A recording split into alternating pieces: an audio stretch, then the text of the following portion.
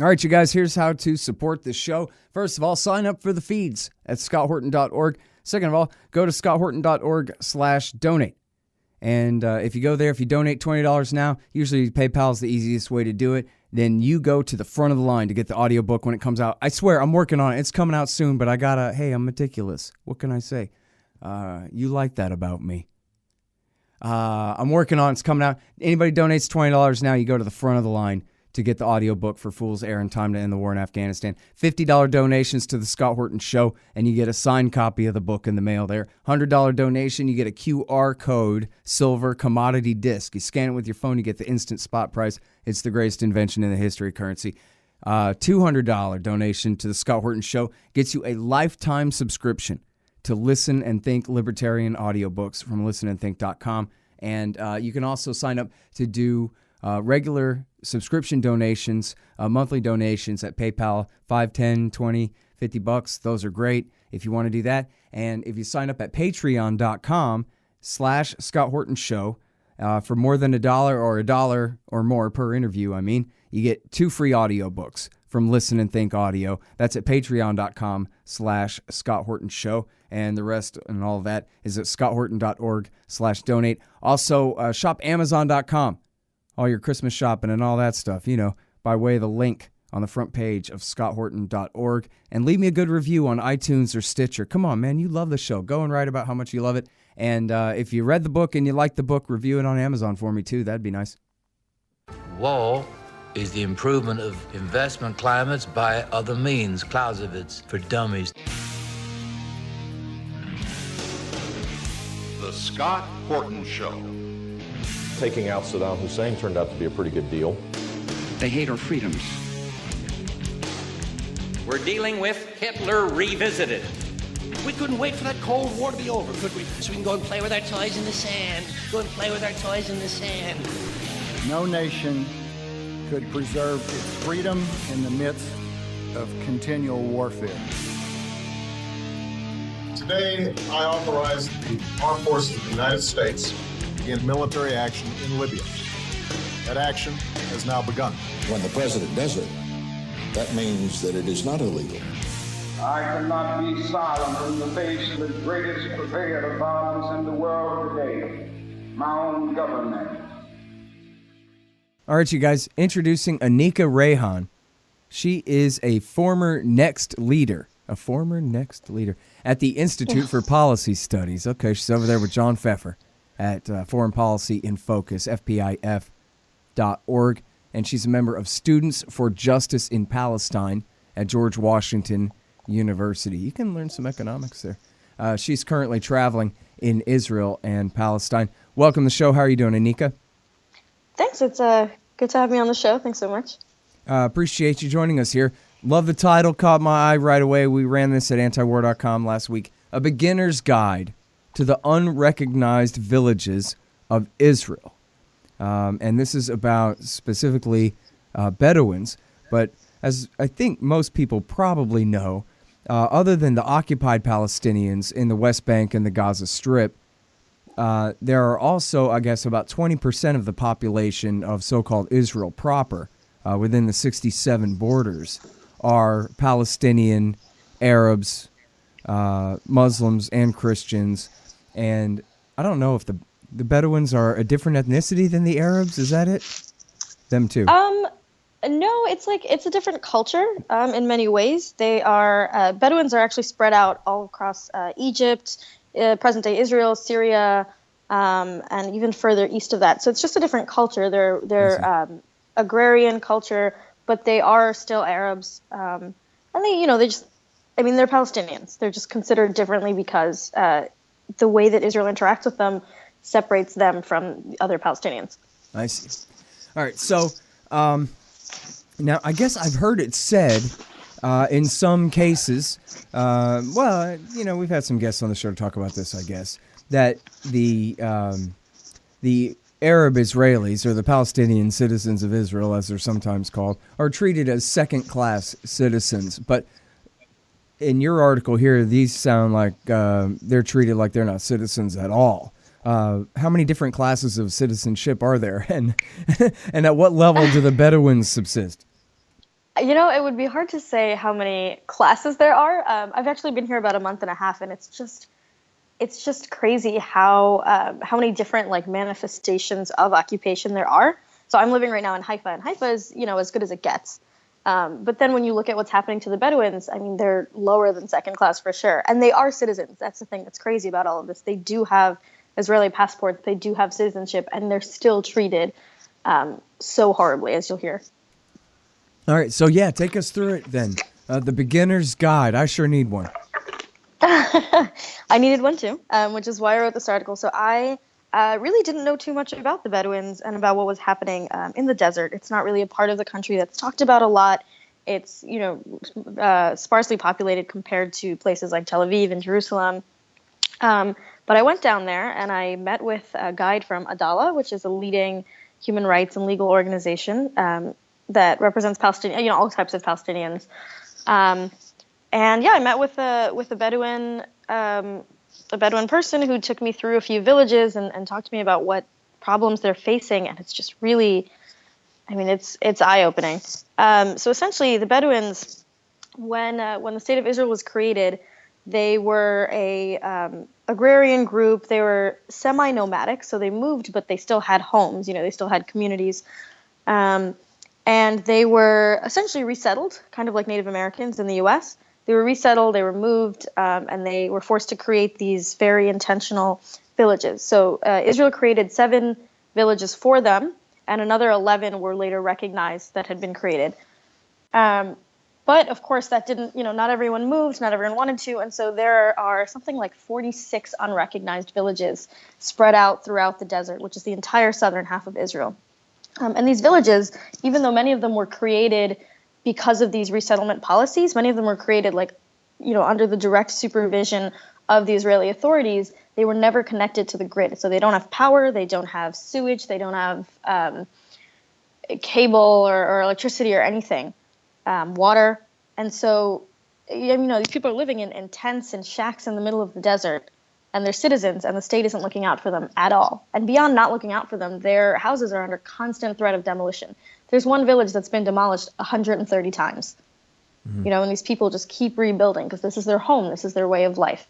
And it's just, the struggle's been, ongoing for at least 70 years now, and it doesn't really show any signs of getting better. Mm-hmm. Well, okay, but so I don't understand why the constant demolition. I mean, the costs of putting some sewage and some electric lines out there are more or less minimal in the 21st century, for a powerful state like Israel.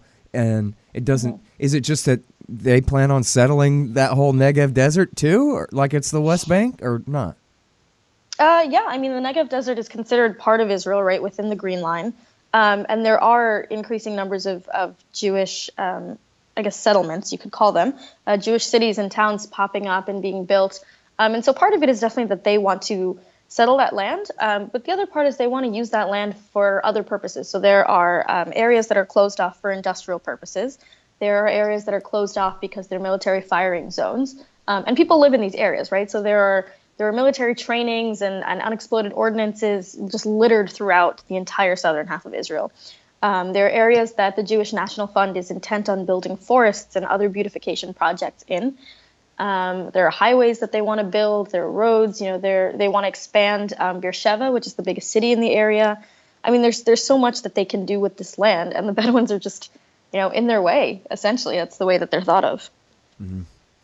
Well, and then I guess as you explain in the article too, that it's not just that they're agrarian, but they're kind of mostly nomadic too, or they're kind of half and half. So they don't really want to go ahead and move into even the outskirts of an established village and raise crops because they'd rather be free to move around. Is that it? Yeah. I mean, they're nomadic, but they're seasonally nomadic. So something that's a really common misconception of these people is that they have no attachment to the land. So, what's the big deal if we take some land? They'll just go somewhere else. And that's not the case. They do have established clans and tribes. Well, that's a whole villages. Other question of whether you have the right to force them to migrate somewhere or not. Anyway. Right. Yeah, I could see that being invoked as an excuse, though, yeah.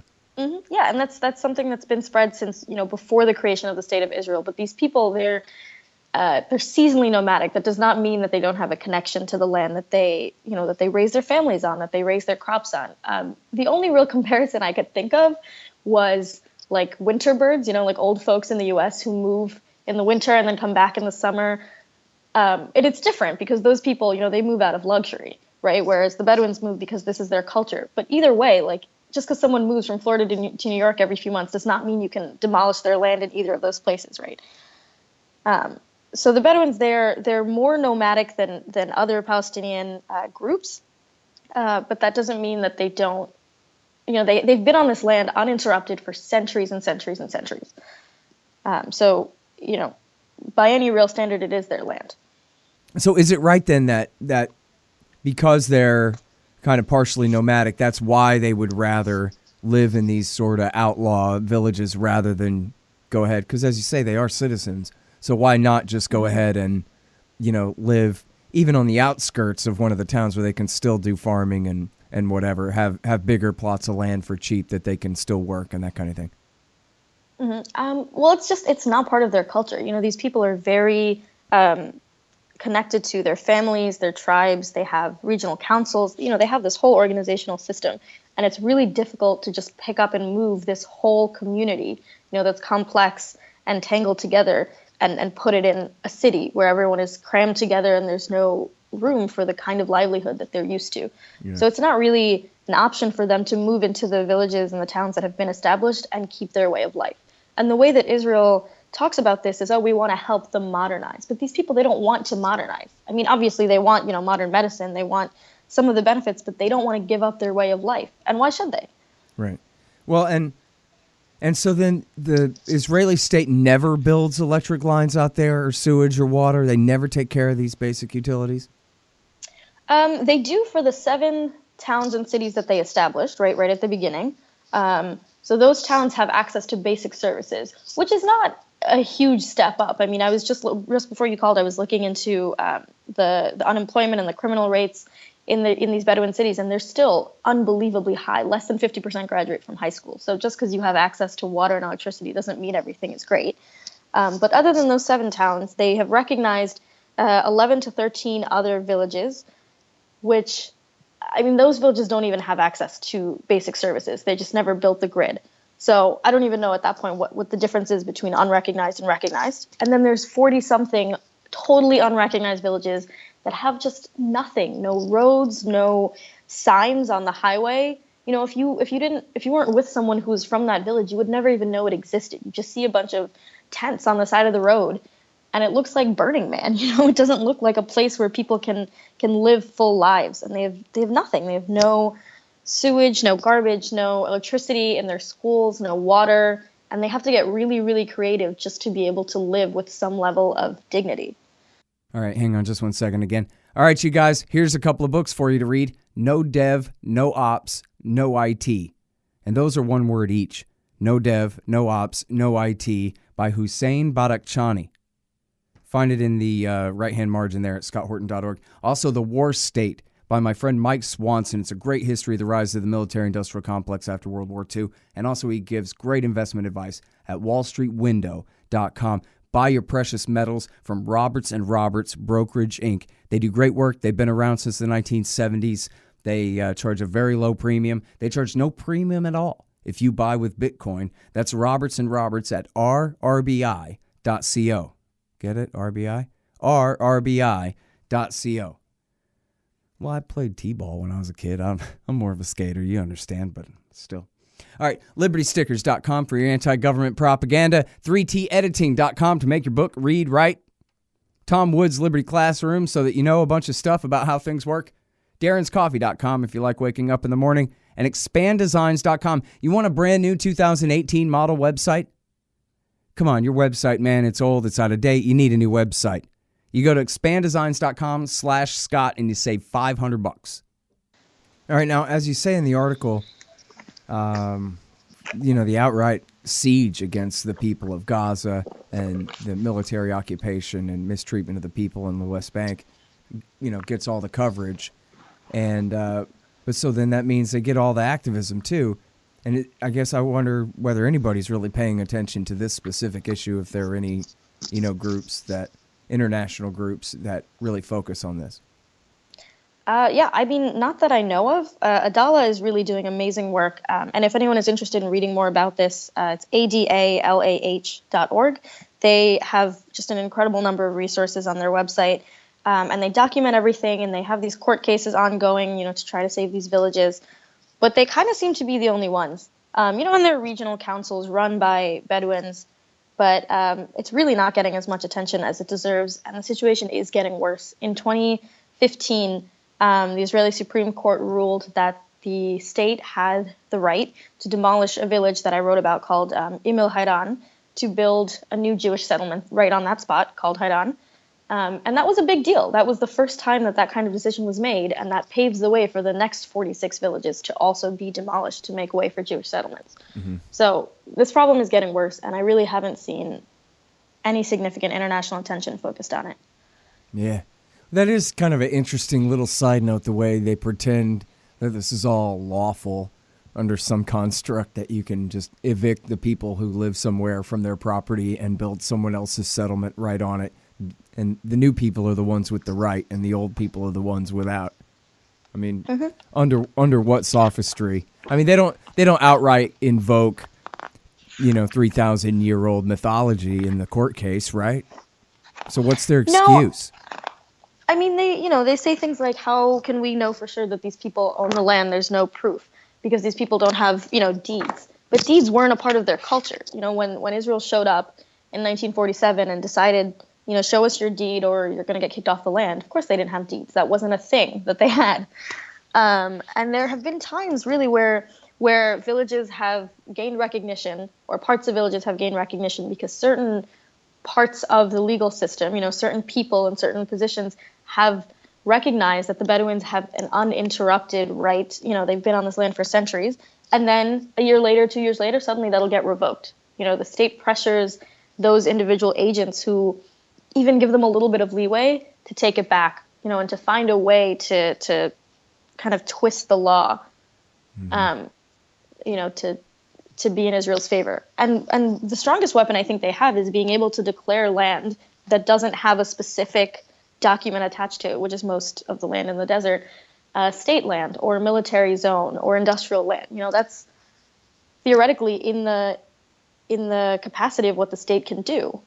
And once it's state land, who can tell you otherwise? And it's up to the state what they get to do with it, and whether they decide to build a forest there or a new Jewish settlement. That's their call once it's their land. Mm. Well, and how are they supposed to irrigate a forest in the desert? They're trying. There's a lot of water being diverted to these forests, and whole villages have been demolished to make room for trees, which I think is just a ridiculous idea. The whole thing is a PR stunt, right? On one hand, they get to say, look, we made the desert bloom, ignoring the fact that it's water that they stole from the Palestinians, and that there used to be a village there, wherever all those trees are, that's a cleansing project in itself, historical cleansing. The people have already been moved, but now we're going to pretend that there never was a village here. This is a pine forest. Right. In the Middle East. And this is a whole new article, right? You could write a million articles about this alone, but the economic impact of diverting all of this water to create these completely unnatural forests, with invasive species in the middle of the desert, it's devastating. And it has far-reaching effects, not just in the desert, but in the West Bank. There are farmers who can't irrigate their crops. In Gaza, obviously, there's a huge issue with people being able to get enough clean water to drink. And a lot of that is because so much clean water is diverted to these ridiculous and unnatural projects that are, purely beautification.